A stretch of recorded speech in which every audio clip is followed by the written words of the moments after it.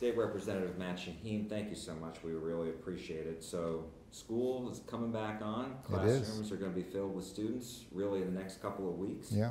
And so I'm wondering, how comfortable are you with the idea that the school districts did everything that they had to do as far as making sure those exterior doors worked, and that they completed their partial safety audits? I can tell you that I've had extensive discussions with the superintendents and trustees in the school districts, really throughout Collin County, but mostly in my districts. They're very well prepared. It is an absolute priority to keep our children safe. So a lot of the ISDs in Collin County have arrangements with local law enforcement where they have incredible response times. Literally, I'm talking about 2 or 3 minutes. If an incident happens, law enforcement is present. There's also relationships where a lot of times law enforcement, the city law enforcement will actually just be present throughout the day at the schools, paying visits, those types of things. So there's that presence as well. In addition to a lot of the schools in my district and really throughout Collin County also have RSO officers. So, but did any of the school districts that you represent pinpoint to any problems as far as being able to, comply? Not my districts. I mean, we are resource healthy in Collin County. I think we have to take a look at some of our rural areas and how we handle those. I think those are different scenarios. They don't. A lot of times you have school districts that are more rural based, so there you're dependent maybe on a sheriff's department where your response time isn't going to be 2 or 3 minutes, and I think you have to take a different approach there. But the school districts that I've talked to, from Prosper to Frisco to Plano, they have all the resources in place, and they've tested them. I've actually watched some of their tests, and they're ready. They're gonna keep those children safe. They're gonna give them a great education and prepare them for the workforce, college, whatever they want to do. So let me ask you, because when we have interviewed survivors of the Santa Fe high school shooting, we interviewed a teacher who survived. We interviewed a student who survived. The teacher was concerned that, we didn't learn lessons from Santa Fe because they had issues with keys in classrooms. Mm-hmm. The gunman got through an unlocked door, and here we are in Uvalde with the very same issues. Yeah. And so I'm wondering, what's your thought about that? There is so much more of a focus in the state of Texas on this issue. It's horrific that we have to worry about it, but quite frankly, parents, teachers, principals are concerned, and they're going to do everything they can to keep their children safe, their students safe. My wife is an elementary school teacher. I'm personally vested in this and making sure that she's safe. And after watching some of the law enforcement, personally actually watching some of the law enforcement drills, meeting with superintendents and trustees on the plans that they have in place. They're actually doing their own internal audits to make sure that they're responding in an appropriate manner. I have a high level of confidence that our students here are going to be safe. And as far as the law enforcement that you've spoken with and watched, what did they think of what the law enforcement response was to Uvalde? When I talked to them, there's clearly some disappointment. A lot of the law enforcement officers I've talked to, retired chiefs of police, I've talked to current law enforcement, and clearly their training is to go in and engage immediately, not wait around, certainly don't wait around for 70 minutes.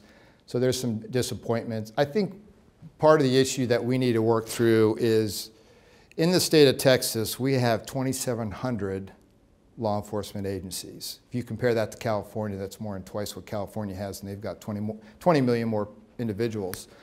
And so here we have a situation like Uvalde where you had multiple law enforcement agencies, and how well do they work together? And are we asking too many law enforcement agencies to work together? And so a lot of the leaders here locally are learning from those lessons. We've, up in Prosper, we had a drill just about 2 weeks ago. And so they have really defined roles and responsibilities and where they meet up and how they approach the perpetrator and all those types of things. Those are all well defined, but to ask that all these multiple law enforcement agencies have all that defined throughout the state of Texas, we might be asking too much. I think one of the things that we need to take a look at is how many law enforcement agencies that we have, and is it a reasonable expectation that they all can work together on one incident? Wanted to ask you, one of the takeaways from the interviews that my colleagues did with these survivors was they didn't think, this teacher in particular, didn't think that the state laws that were passed had enough teeth in them to make sure that the school districts were actually complying with them. Yeah. And when you look at, there was an audit that was done in October 2020 from the Texas School Safety Center. And it only found of the 1,000 plus school districts, only 67 had a sufficient multi-hazard emergency operations plan. 67. Yeah. Now, I don't know what it's been like since. We're trying to find out if they did one and what were those results. And then the other issue is of the active shooter policies that they're supposed to come up with, only 200 had a viable plan. When you hear those numbers, what goes through your mind?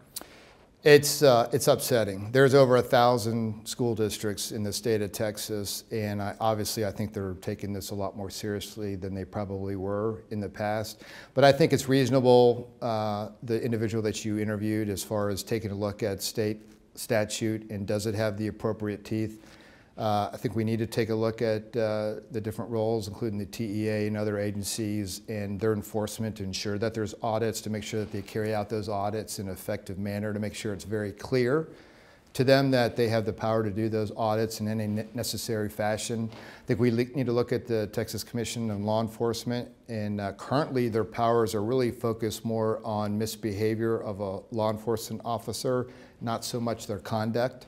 I think we need to take a look at that, but we need to balance the ability for our local response, or our local law enforcement, those individuals that are on the ground, and their ability to respond as well, their ability to take disciplinary action as well. So there's a balance that we need to take. We're a very broad, diverse state, and we don't want to control everything from Austin. As it relates to, you were talking before about local control. Yeah. And my question is, given what we have seen as far as statistics, at least in that October 2020, given what the Texas School Safety Center told the Senate committee that questioning whether they even have the authority to do on-site compliance checks, is it time for the state to take a more assertive role when it comes to safety rather than just leaving it up to local control? I think we need to look at that. Again, the best decisions, the best disciplinary actions are going to be at the local level, but clearly I think we need to take a look at expanding the role of TEA, Texas Education Agency. Do we expand the role of the Texas Commission on Law Enforcement to see if they need to play a broader role, just to make sure that schools are following their safety plans, that they in fact do have safety plans. We need to make sure our law enforcement is accredited appropriately. I think we need to take a look at how many law enforcement agencies. Again, I think there's some difficulty with so many different law enforcement agencies and their ability to work together in a crisis situation. So I'm confident we'll take a look at that next legislative session. We do have to recognize the Texas House did, I think, a fantastic job as far as researching and having hearings as far as what specifically happened in Uvalde. And as a result of that, a lot of the local entities that were involved in that response are doing their own internal investigations. And we really need to let that play out as well, see what actions that they do take. And I think we're going to have this debate next session for sure. Last week, Governor Abbott was in Greenville, and so I asked him about what we were just talking about in teeth, and he said that yes, obviously, when you look at what happened in Uvalde, law wasn't fully complied with. Mm-hmm. And he said that the standards, he said that's one of the reasons why he has asked the TA to hire a school safety director who will be charged with making sure that these school districts comply. Mm-hmm. What do you make of that? Is that good enough? I think it's a start. I think we have different House committees that are going to take a look at different proposed legislation. Again, I would look at, do we expand the authority of the Commission on Law Enforcement? Do we give TEA broader authority? We do need to make it perfectly clear that with respect to ensuring that there's safety plans in place, that they definitely can be audited. We need to remove all doubt with that. But I think that's just the start. And there's 150 members in the House, 31 in the Senate. There's some smart people that are going to come up with their own perspectives, and I think we need to have that open dialogue. And how soon? I mean, because I know there's been this ongoing discussion about should there be a special legislative session. Obviously, the governor had said he wants the recommendations first. Sure. And I know there's a joint House hearing today, actually. But how quickly do you want to see all this? Everybody's working on it now, right? And I think the governor has it right. Let's have a lot of individual discussions, hearings, those types of things. Let's come up with some well thought out options for the legislature to think through. I've had, just as one individual, I've had extensive discussions on this topic with mental health authorities in the state of Texas, with the social media companies. That's a whole nother avenue that we can take. So the discussions are ongoing. This is really a very complex issue. It's complex, again, because of the nature of the state of Texas. We got 1,000 school districts, some school districts with, maybe 1,000 students, and some school districts with, close to 100,000 students, right? So there's no cookie cutter approach in the state of Texas. And so we need to, again, preserve that local control with state control. But I think the governor has it right. Let's assimilate these proposals and let's take them through the legislative process. We'll be better off as a state when we go through that process. The other topic that we were talking about is mental health. And I showed you this map. When you look at it, green is good in the sense that there was a lot of there was adequate mental health services for school districts. That's Blue is only telehealth that's available. Red is no services, and orange was inadequate, and a lot of our area is in orange. When you look at this map on mental health services being available to students, what goes through your mind? Well, a couple things. One is it's actually an issue that the legislature has been working to respond over the past couple sessions. We've been increasing funding for mental health. We've actually, one session, we allocated $500 million alone just to upgrade our facilities. But it is, I think, an area where we have to be more aggressive. It's difficult. We're a state of 29 million people across several 100,000 square miles. And so the reality is there's probably better access in some of our rural areas versus our urban areas versus our rural areas. So I think we have some opportunities to take a look at our school districts, partnering with our local mental health entities, some of the counties that provide mental health services as well, and to make sure that there's a strong partnership so that the schools get the support that they need from the professional mental health services that are available there locally. And I mean, does this map surprise you? Does it? It's bothersome. I can't say that I'm totally surprised by it, just because I've been working on mental health issues for probably over a decade, so I might be a little bit more cognizant of some of the challenges in the state of Texas. Again, a lot of it because of our rural area. I mean, Uvalde is a county of 26,000, not a city of 1 million. And so that brings about its own unique challenges. But we've got to address that. I visited a school in my district not too long ago where the students did some voluntary projects, and they could pick any topic that they wanted to address, that they think it was an issue in their school. And easily over 40% was mental health. Really? Yeah, and so this was at a middle school. Middle school. Yeah, and so. So the students even know. Oh, absolutely. Oh, the students in our school districts, there are programs for students to talk to each other. If you have a friend that wants to harm themselves, is talking about self-harm, how does the student address that? What do they do with that? How do they escalate that? Oh yeah, it's a recognized problem. Obviously, it's escalated. It's gotten worse with COVID, those types of things. But yeah, it's a problem that we have that we need to address. Dr. Lakey actually did an interview with one of my colleagues, and he said two things. One, the fact that they can't find enough professionals who want to be paid because the money isn't there. Yeah. And then the other issue is a lot of school districts in the TCHAP program are just not on board. Mm-hmm. What do you say to that? Mental health is a very complex problem. You literally have to spend so much time with one individual. They need the right counseling, they need the right treatment, they need the right medical treatment, and you might even figure out how to get that person you know, on the right path, the right medication, that type of stuff. The problem is mental health, you never solve it. It's not like it's a broken bone that can be healed. Mental health is something on an individual basis that always sticks around. So it's a very difficult, very complex issue that we need to tackle. My hope, my prayer is that all of our school districts are aware that this is an issue that needs to be tackled. My assumption is that there are school districts that may not be focused on this. It probably means that they have a problem and they're not aware of it.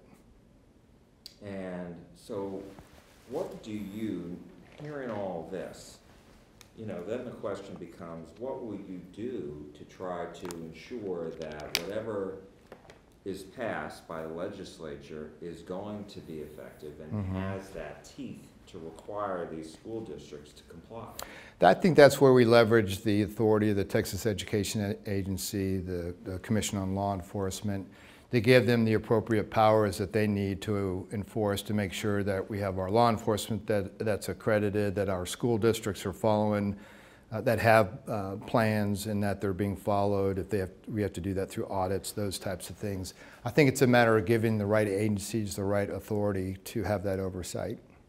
I did want to ask you about one of the things, since you brought up, you know, the one thing that you're looking at is the social media aspect of it. Yeah. And I know Governor Abbott has said he wants to expand Texas iWatch, but not all these school districts, like Frisco, for example, uses Stop It. Right. And so, you know, is there a lack of, you know, these, like, you know, participation in either Stop It or, you know, this Texas iWatch or whatever?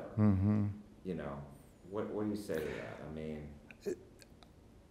I don't know if that, those are great tools. I think the opportunity that we have with the social media companies is to tighten the relationship between the social media companies and law enforcement. So you have social media companies that are constantly doing searches today for, you know, many different reasons, and of course, you know, one of the things that like a lot of the social media companies do, they're doing searches to find terrorists that are going to harm the United States and the Middle East.